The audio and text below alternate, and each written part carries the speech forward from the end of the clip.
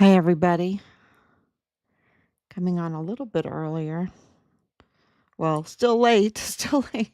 I want to try to get at 10 o'clock my time, but it can't be helped. It just can't be helped. There's no time to sleep. This is so big. Richard's case is so big. It's just it's hard for people to understand um, unless you've been following this for a long time, and even then I think it's so difficult. It's so difficult for us, and we absolutely know how big it is.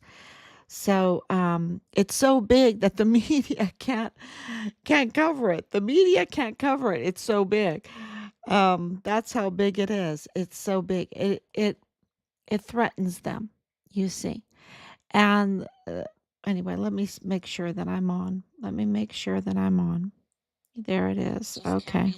There's no time. Okay, so I am on. Thank you, Anicia, for coming on. Thank you so much. Um, let's get started. So this is on day 1688, 1688 days since Richard was premeditatedly murdered on Fort Bliss for reporting, and this is treason. This is treason, okay? For reporting criminal trafficking on Fort Bliss in connection with Mexican cartels, including the Sinaloa cartel, who is now designated as a big T, a terrible, terrible organization. And this is on Fort Bliss. And that means that this is a real national security threat, and it's huge. And of course, it involves the gun smuggling, and it involves the human trafficking that then created the emergency intake center at a much bigger level. But all those camps, those death camps, they were going on before. You see, they were all going on before. The human trafficking was not new to 2021. Okay. Um, that it just was escalated. It was escalated full throttle in 2021. But Richard was reporting it in 2019, you see. And then, of course, um, 2019, President Trump had already been in office in his first administration for years, and it was difficult, you know. It was it was a difficult time because of the inner battle that we still see today, and that inner battle, for the most part, there's many reasons, but for the most part, is to keep the criminal trafficking going because it's billions and billions of dollars that they don't have to pay taxes on. It's criminal. It's absolutely criminal. And they have to money launder, and they money launder to, I would say, to prop up their businesses, to help their businesses. And then they put it through the banks like that, you know. But they have their businesses, and they want to have their businesses, but it's so hard to have to be a successful business person. And anyone that has opened up a business knows it's very difficult to have a successful business. And so we believe that um, the evidence shows that this money was used to prop up other businesses, um, to make them seem more successful than what they were, to prop up business people. And of course, then that money was used for politics, right? For political power, and also to enable them to be more successful in their businesses, in order to get contracts and all of that, all of that. Um, yeah, to pay for even the new development and everything. You have billions and billions of dollars that is tax free, and you don't have to go to a bank to borrow it. You just have to become a really evil criminal trafficker, right? A really evil criminal trafficker. And some people go, well, it's the people's fault that they want to take substances. It's people's fault that they want to deal very badly with children and with women, and I would say with men also.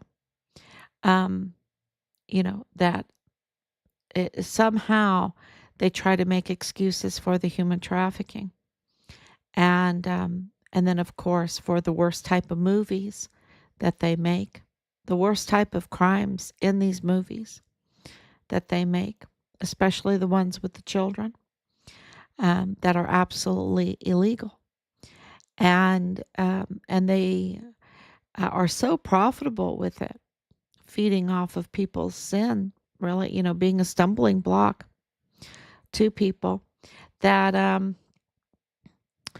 that they want to keep it going, and they then get in a worse situation because they have to compromise those that might start reporting on them, right? And so then that's where this whole military uh, and judicial, the compromising the judicial system, compromising the law enforcement system, compromising our military, so that this criminal trafficking could reel along with impunity. And so, and along comes Richard. Along comes beautiful Richard. And totally different background, right? Totally different background. And doesn't allow himself to be compromised.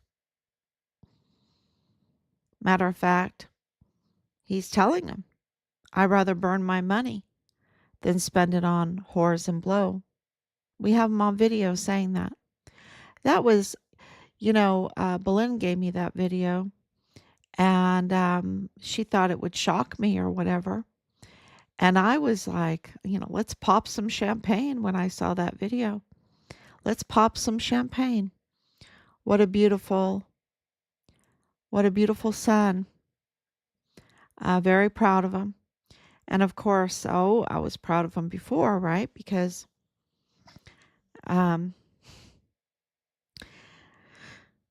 he had many successes. Distinguished honor graduate for the basic training, right? And the AIT, so double. And, when he clept out when he was 15, I should go back sooner, when he clept out of college math, 6 credit hours when he was 15, and also 6 credit hours of German he clept out of, which was just amazing. We're so happy. And when he was, and I'll just talk a little bit about him. Of course, we adopted him in Poland, and I had to stay in Poland. It was winter, it was Christmas and New Year's, and we were up in the mountains for a month together, over a month. We, the whole thing took a lot longer, but I had to stay during Christmas and New Year's for the appeals period. And I didn't want to, I could have left. They would have stayed in this, it was a hospital. It was a hospital that they kind of turned into a resort. It wasn't anything fancy, let me tell you, like iron beds and 1-inch mattresses, Um, It wasn't anything fancy, that's for sure. But it was up in the mountains, and it was like, and they could stay there. And I just told Rob, I said, no way, no way. Let's go to the store. Let's get a lot of water. Let's get some supplies, and I'm staying with them. Well, I'll pay. Because I'm not leaving them. They're my children, right? So Richard was only 5, and I would take them sledding. I bought these disc sleds for him, sledding every day. It was Poland. It was so cold and beautiful. Lots of snow. And we'd go sledding. And he'd always take his mittens off and bury them in the snow. I always had to go and find the mittens. Why are you taking your mittens off? And of course he didn't know what I was saying. I think he knew what I was saying, but he spoke Polish. I spoke German English. So anyway, but he'd hide his mittens. He didn't like wearing the mittens. Um and and it's just really, really sweet memories. Getting the nurse to somehow bring us a Christmas tree for our room, and making paper chain to decorate the Christmas tree, and little paper birds. And I had from the kiosk, I bought these little Christmas lights, and I put it on there, but I wrapped tape around the plug, and I said, we cannot light it until Christmas Eve. We cannot light it until Christmas Eve. And people had sent us some gifts, and of course I bought some gifts. But we're up in the mountains, and it was right by. You can look it up, Kubalonka. It's very close to a city called Wisła, and we would go into Wisła, and after like 2 weeks, when I got really comfortable with them, I took them on the bus into Wisła to get a cup of coffee, to get a good cup of coffee. Anyway, and really have sweet, sweet memories from all of that, and Christmas and New Year's, and lining them up in front of the bed after they were all ready to say their ABCs and sing some songs and nursery rhymes, and start teaching them some English and everything. Just such a success. I cannot even tell you what we had expected, that it would be very difficult to adopt 2 older boys. Robert was 8 and Richard was 5. Well, Robert was 7 when he was almost 8 years old. And everyone was saying, oh, it's going to be so difficult. They'll have health problems, or this or that or whatever. And it was just a dream. It was just so wonderful. I just can't. It was so easy, and it melded into our family. Robert and Richard, just like I gave birth to them, and it just was so easy. I just can't even tell you how easy it was. People were just so amazed. And we came back home, and they were baptized in our church, and you see that picture, and we just had success after success after success. And I'm not saying, it was, without me having to be a mom, but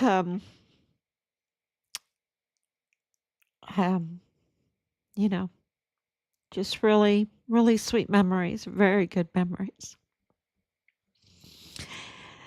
So what is happening now? A lot of pieces are falling into place. And they involve Rosa Maria Valdez Garcia and her family. Very much so.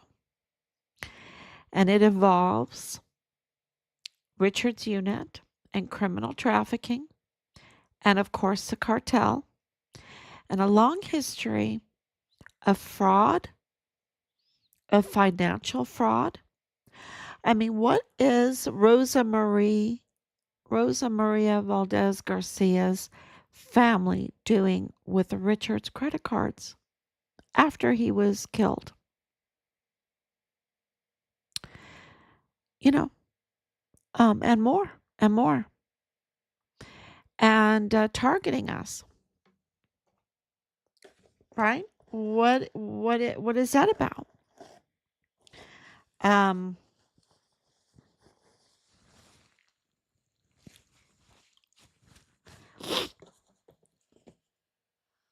this is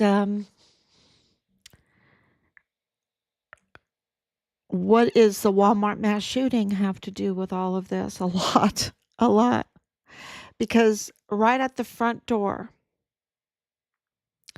Alexander Gerhard Hoffman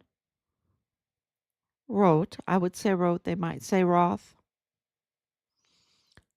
was murdered. And we have so much paperwork on that. And it is so messed up, y'all.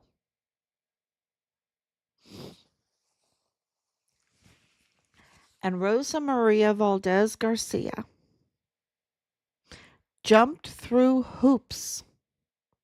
You have to remember they were divorced in 2001. They jumped through hoops. She did, to collect the money, to collect the benefits. With a long history, pattern of financial fraud. The pattern is there. The criminal history is there. And there is an attempt to cover up the documentary evidence of all of this. But they can't cover everything up. And when you're very emotional and you're going through a very emotional and nasty divorce, like they did in 2001, okay? Um, Rosa Maria Valdez Garcia is not just nobody. It's kind of like Nadal Baim, and I'm getting uh, traction on that again. Nadal Baim, he's a very big player in this whole thing. And remember that the Army and the FBI told us to our face that he was a nobody. Can you believe that? That he was a nobody. And the CID told us that Danae Katzen was a nobody. And now KTSM and FitFam, El Paso, illegally, they don't even care. They just want to do whatever they want to do illegally. Um, because they're criminals, right? They're criminals. They have no moral compass at all. No moral compass. No sense of duty at all to others. Um, and by their actions, you see it. But we were told Danae Katzen, Gonzalez, Ambrose, nobody, no big deal. They didn't remember. They didn't even bring her in to interview her because they knew her, right? They knew her. She was part of them. Um, So because of Tavita Nusa and Leilani Hart and Rosa Maria Valdez Garcia and Danae Katzen and Jonathan Ambrose, Jonathan Ambrose was 143 ADA. Jonathan Ambrose was 143, y'all. Um, and with KTSM, David Candelara, you know, with Jesus Eddie Nieto Jr., with his wife and the intelligence, right? Then you have this intelligence infiltration. Um, the military and our intelligence was and is infiltrated. And you see that now with Homeland Security or um, Kristi Noem. What is she saying? There's leaks, there's infiltration, right? And and we know with the FBI, they're all they're infiltrated. He could not Cash Patel. It's like, okay, what's going on? First, he has to figure out who's who, right? Who's who? And I can tell you right now that that's a big job because even in CID, even Howell, remember Agent Howell, Todd Howell, they passed over, they passed our son's case into Agent Todd Howell. Oh, he's going to be so good. No, no, no. He knows the Harts. He has a history with the Harts. We had to file about all of that. Um, with and then all the connection. There's so many connections. It just would make your jaw drop. And it makes sense because criminal trafficking there in El Paso is $1 billion business. Billions of dollars. It's a lot of money. Billions of dollars is not 100 million. Can you imagine 100 people each being involved and it's 100 million? They each get 1 million, right? But it's not 100 million, and it's not 200 million, and it's not 300 million, and it's not 700 million or 800 million or even 1 billion. It's in the billions, and people want their take. They want their take because we lack a loyalty to our country and to our countrymen. We really do. In this group, they have no moral compass, no loyalty to the future, to the country, to their countrymen. Um, it's a huge problem. And that's why they're so easily compromised and scheming. And in this case, it involves even a German, right? So, of course, Juarez and El Paso are Siamese sisters, right? They're connected. And the families are connected back and forth, right? Back and forth. Well, Alexander Hofmann, which because all of my grandparents, my parents, even though my dad was born in Portland, Oregon, my dad was, firstborn. Um, well, you know, uh, I have this huge German connection and lived most of my life in Germany, believe it or not. Um, so when someone talks about a German, and I know my parents belonged to the German American Club there in El Paso on Fort Bliss, because of the Germans were there. We have this connection, right? And we have knowledge about personalities and what they were there for. And um, uh, let's just say, I don't think that um, Alexander Hofmann was a nobody. I think he was very clever. I think he was a businessman. And our assumptions, because building in Ireland, building a house, you get to know who's good at what, right? You don't want the Irish to do your plumbing, okay? You want your Irish to do your woodwork because they are The staircase, oh, they do beautiful work building a staircase. But you don't want them doing plumbing and you don't want them doing electricity, your electrics, your wiring. You want the Germans to do the plumbing, to do the wiring, any kind of metal work, right? If you want stonework done, you get the Polish. The Polish are amazing stoneworkers. Um, and I don't know. There's a lot of stonework in El Paso, I know, but you just get um, you get an idea of what what their businesses would entail. And I don't think that Alexander Hoffman, it would really shock me if he went to Juarez because, marrying Maria, Rosa Maria Valdez Garcia. It would shock me if he went into the business of woodwork.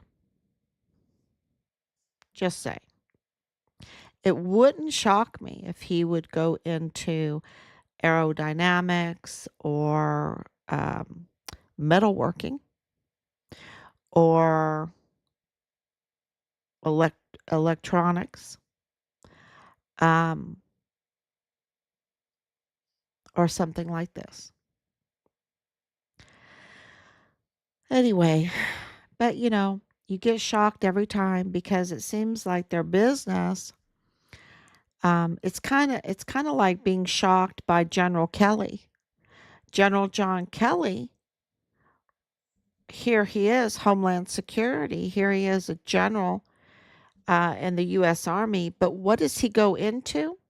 Housing unaccompanied children. That's the business he goes into, right? Housing unaccompanied children. His company ran Hempstead in Florida, one of the biggest unaccompanied. And you know how I feel about unaccompanied children. I think they're trafficked. I think they're absolutely taken. Um, because you don't have hundreds of thousands, right? Hundreds of thousands in a short period of time. That doesn't make any sense. That's just, you're not going to tell me that. I'm not going to believe that. Um, so, and there's, I guess, big money in all of the contracts necessary for housing these taken children. And I don't know what Casita Hoffman,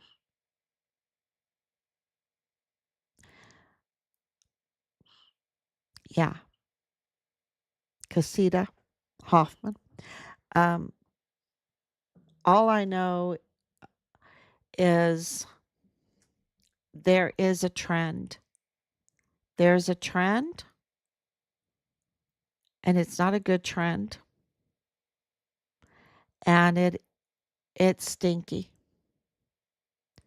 and it makes a lot of sense when you look at criminal trafficking, when you look at the cartels and suits. I think the law enforcement, they'll put up pictures.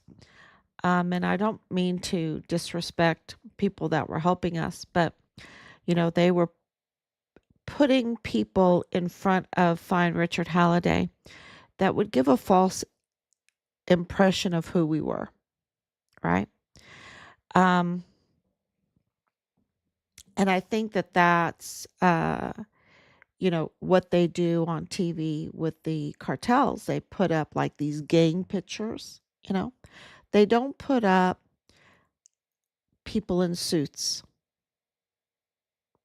business owners, right? They don't do that.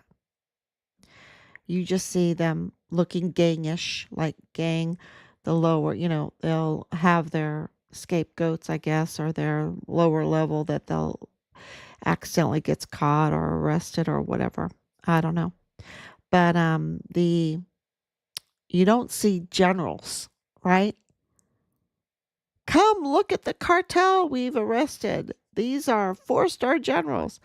These are, multi-million dollar business owners. You don't see that. Um, and so, but when you understand that the cartel is just that powerful, and it absolutely does not care about that. Um, well, they do care about the border, of course. They care about the border, but that they've crossed that border. They're just pros at crossing the border and doing their business.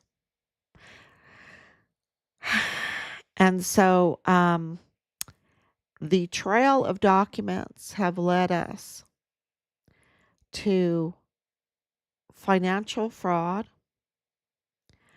benefits fraud, cartel activity, meaning the trafficking, and it has led us to connect all of that with our military, with our judicial system, with our law enforcement system,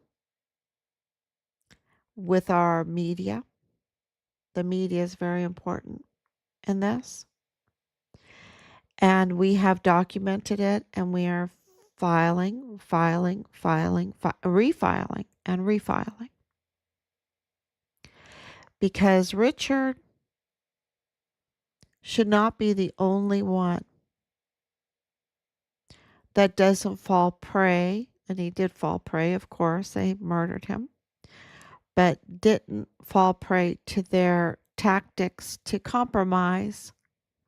Why should our young sons and daughters that know when they sign on the line that they are not going to be their own, that they are giving up their freedom to serve the country, why should they be prey for compromising with substance abuse, alcohol abuse, or young sex cult activity that gets videotaped and things like this, that hinders them from doing their duty?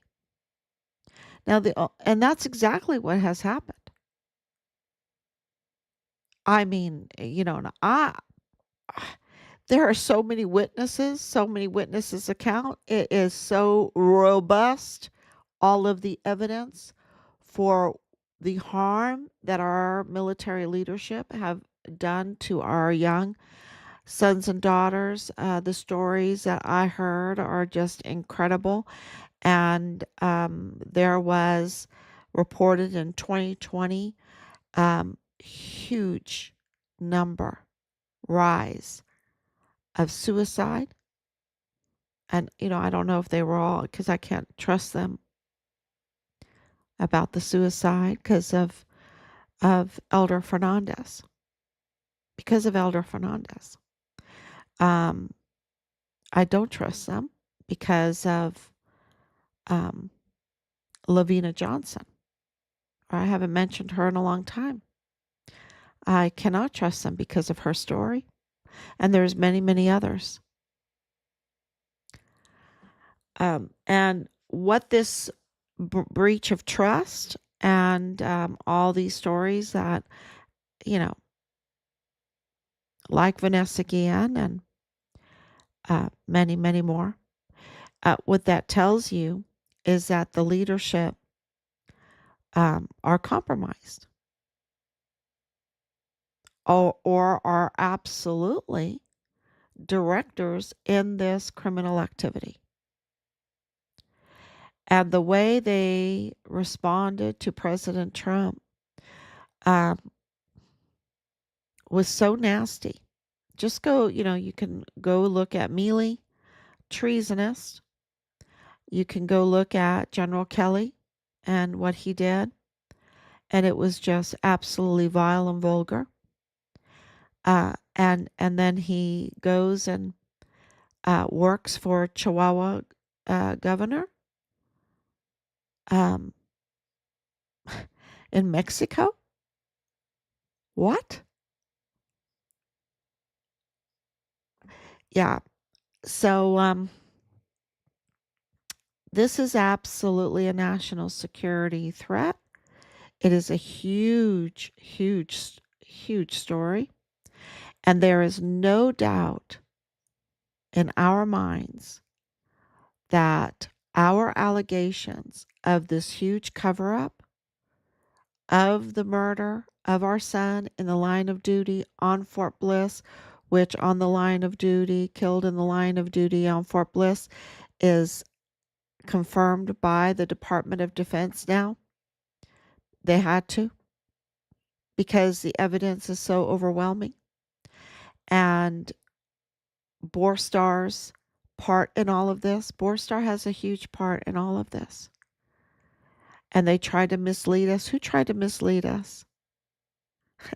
Think about the person who tried to mislead us. Wow, wow. That, well, did mislead us for a long time. And, gosh, so criminal, so criminal. When all along, Borstar plays a huge, huge role. And that's coming all out more and more. But Leilani Hart, Rosa Maria Valdez Garcia, Dallas Hart, Danae Katzen, Amberese, uh, Jonathan Slavitt. Remember Jonathan Slavitt? Jonathan Campos Slavitt. The Mayellas played a big part in all of this. And of course, you can just go on to the major institutions and see. And, so this has to be addressed. There's no choice in Richard. It's just too big because not addressing it would mean our destruction, right? Would mean our destruction as a country. It has to be addressed. And 100%. There is, matter of fact, I think that I've been too low key. I think that the national security threat has not been spoken enough. 100%. What they did to Richard was absolutely a criminal organization, a criminal trafficking organization with foreign players. And what happened at Walmart, the narrative is a bunch of bunk, absolutely a bunch of bunk. And I'm being so nice, right? I'm being so nice because look what it has done to El Paso. Millions and millions of dollars. Absolutely, it has affected everybody there. Everybody. And this is also federal money too. So the United States talk about fraud, waste, and theft. And Richard's case also, fraud, waste, and theft. So much money for the cover up. So much money for the cover up for Patrick Crucius and the Walmart mass shooting. And what happened in that Walmart?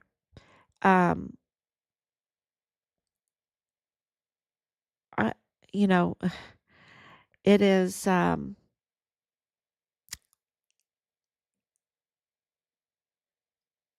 it is not what we were told, that's for sure. The narrative, like I said, is bunk. And Alexander Hoffman, just to let you know, in 2001, he lost everything in that divorce. He lost the Casita Hoffman. He lost everything. She took everything. The pattern of greed, the pattern of financial benefit, want more and more and more. Um, it's miserable, but it's absolutely true. She has a pattern of criminality, and she absolutely targeted Richard, targeted us, totally connected to both the Walmart case and our son's unit, absolutely to Fort Bliss, absolutely to Burchett Foundation, to El Paso Community Foundation, to West Star Bank, absolutely connected. And that makes sense why Bob Moore was using her, was using Leilani Hart to attack our case, to attack our whistleblower. Absolutely explains why that happened, why he refused to communicate with us. More than 15 times we tried to communicate. Why he had to develop a false narrative about our son. That is absolutely a false narrative. To put it in the system, to even pay Google to prop it up and put it in the system so that when people, would inquire, would get a false witness statement of a lie, they would get a lie, would twist their thoughts, and that people would not know what an urgent threat our nation is in because of what's going on in El Paso.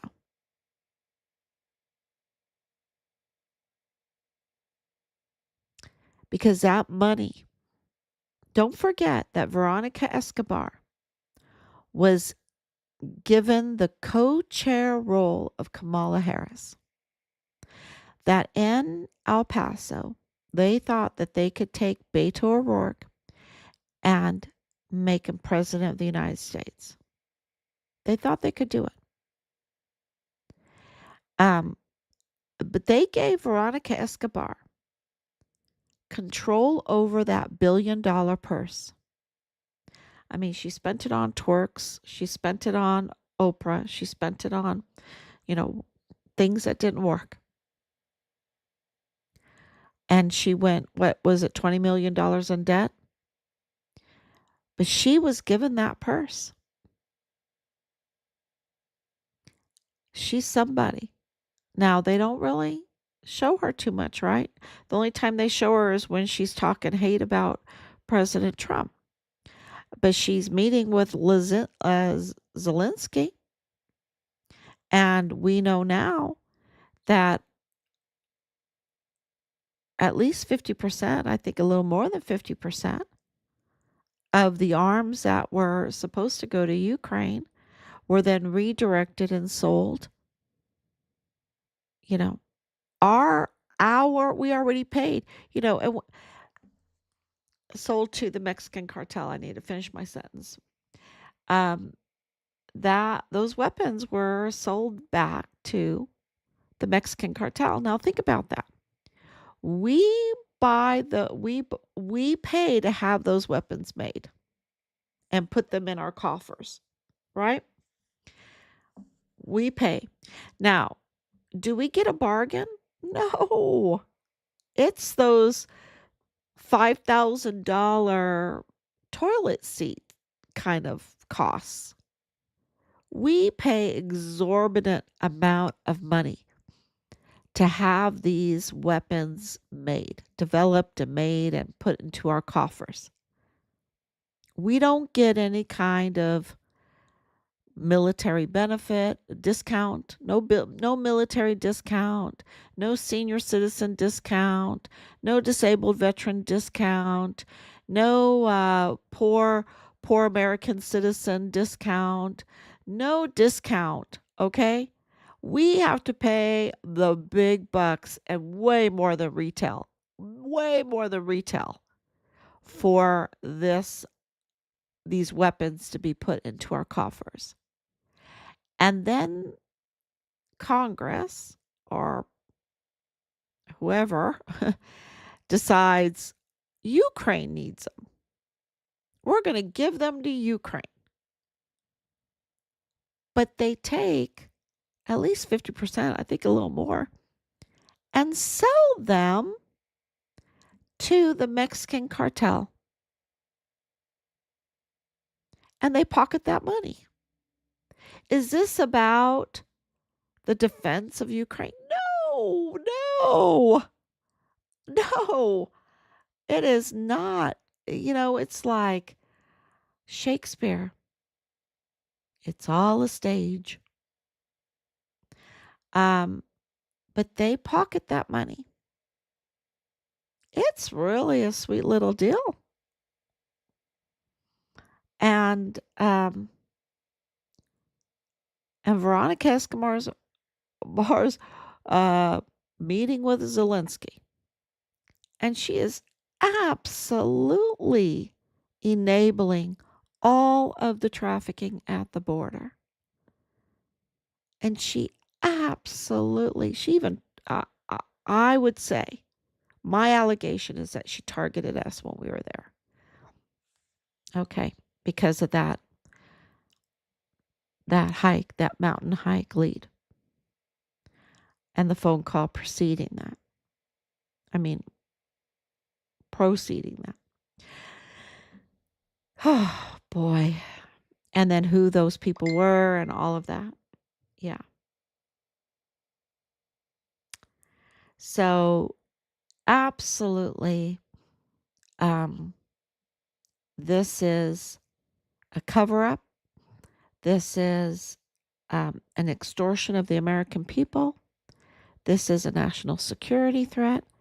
This makes Iran Contra look like baby play. Okay? It is huge because it's absolutely weapons trafficking to the biggest extent. You're talking about billions of dollars of our weapons. Billions of dollars. Now, we have to pay a lot for them, so, but those were sold to the Mexican cartel. And now we have shooting at the border, right? We have shooting at the border. We have shooting at our border protectors, our law enforcement. Yeah. And we've had a campaign against our border patrols and our border protectors and our ICE workers that was so vile and vulgar, that was so untrue, that they're to keep good border patrol, border protectors, ICE. Um, it was hard to recruit them because there was such a campaign against them. And that was on purpose. So, and why would they do that? Because what I'm saying is right. What I'm saying is right. And Veronica Escobar was doing that. And it's a hunt. So,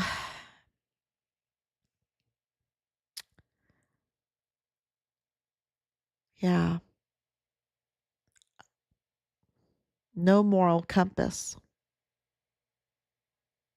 and no loyalty and no honoring of oaths. A lot of pretty talk, and of course, um, media. The media is compromised. maybe not all of it, but a lot. And most people would say, "Oh, it's a fake news. It's a fake news." That's what I get told anyway. But it's really a big case. And thank you so much for coming on. And if you have any information, you can call 941-677-0060. And we appreciate that very, very much because everything is coming out. Leilani Hart needs to absolutely be arrested right now. There's no excuse. Agent Morales needs to arrest Leilani Hart ASAP. No doubt about it. It's all documented. She needs to be arrested. He really has no choice. He's skirting his duty by not arresting her. So, and I'll end with that one. I'll end with that because that's really, really important. So thank you so much. Please continue to share. Share the videos. It seems like the Veronica Escobar video is being shadow banned, but oh well, keep going, and please share, and please talk to people about this because this is about our nation, and we absolutely need to address this situation and to get justice in Richard's case. Thank you so much. God bless you. And I